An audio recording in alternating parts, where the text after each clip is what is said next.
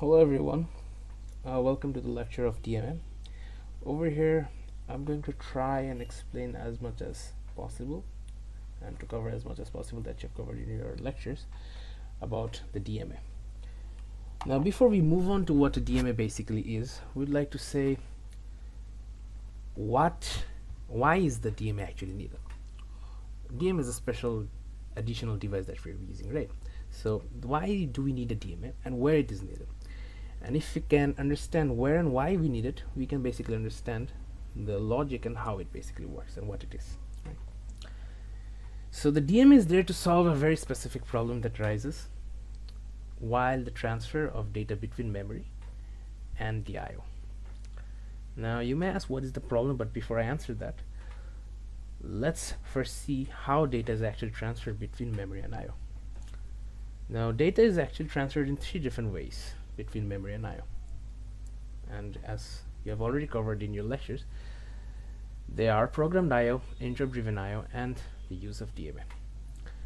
So the use of DMA is actually there to solve a specific problem. Therefore, programmed I/O and interrupt-driven I/O are creating some sort of problem that is actually solved by the DMA. Now to solve the problem, let's see how programmed I/O and interrupt-driven I/O basically works. So during the transfer of data between memory and I/O using a programmed I/O or interrupt-driven I/O, data is transferred from the memory to I/O, right? And it needs to go through the CPU itself, right? Because data needs to be transferred using the data bus, and for that the address bus needs to specify which memory location the data has to come from. So the entire system bus is under control, and the entire system bus is controlled by the CPU. Therefore, the transfer of data would be from the memory to the CPU, then from the CPU to I/O. Now this is just an example where I'm transferring data from the memory to I/O. It can be also the other way around, right?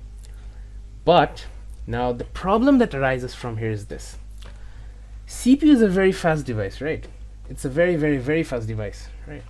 But the transfer of data from the memory to the CPU and then from the CPU to I/O, this physical transfer of data takes a long amount of time.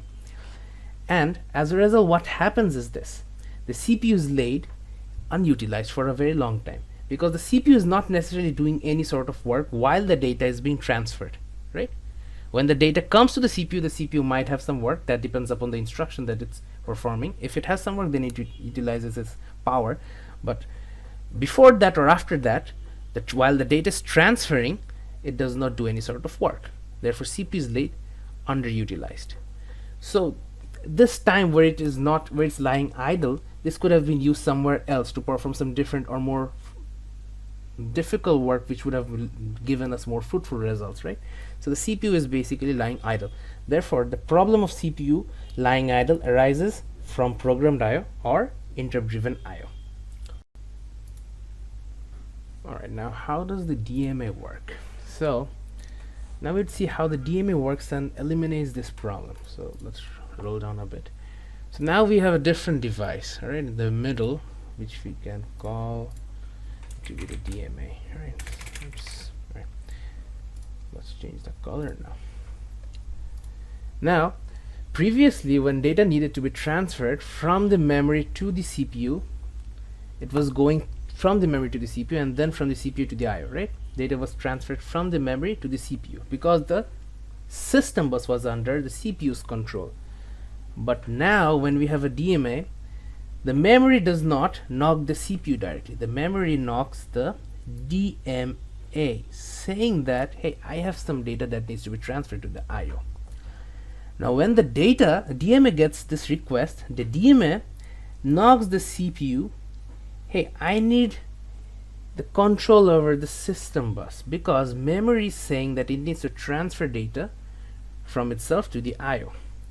And since if it was directly transferring it through you would have been underutilized, so I would like to take control of the system bus so that you can continue working, and I would like to take charge of this entire data transfer process.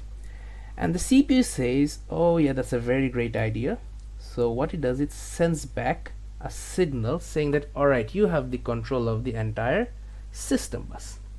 And then now since the DMA has the entire control of the system, but therefore it has the control over the address bus, it has the control of the data bus, also of the control bus, so it locates, it sends a signal back to the memory saying that you may start the data transfer process. Now the memory says that alright, here is my data, and it sends back to the DMA, right? I mean, it sends back through the data bus, and now the data bus is controlled by the DMA, so it gets passed through the DMA, and then the DMA sends this data to the IO. Alright, now notice that the data transfer process has been completed, so the DMA does not require the control of the entire system bus anymore. So what it does is it then sends another signal to the CPU that I have successfully transferred data between the memory and IO. You can have your control of the entire system bus back, and then the CPU takes the entire system bus's control back. Now in such a case, the CPU was not utilized or has not been a part of the entire data transfer process, so the CPU could have performed its other work, and you could have increased the entire system's efficiency by a lot more. Now this is the entire ideology that lies down this entire data transfer process between memory and IO, and how we can use a DMA to speed up the operation of this data transfer process by keeping the CPU away from this data transfer process. So the DMA actually helps the CPU stay active.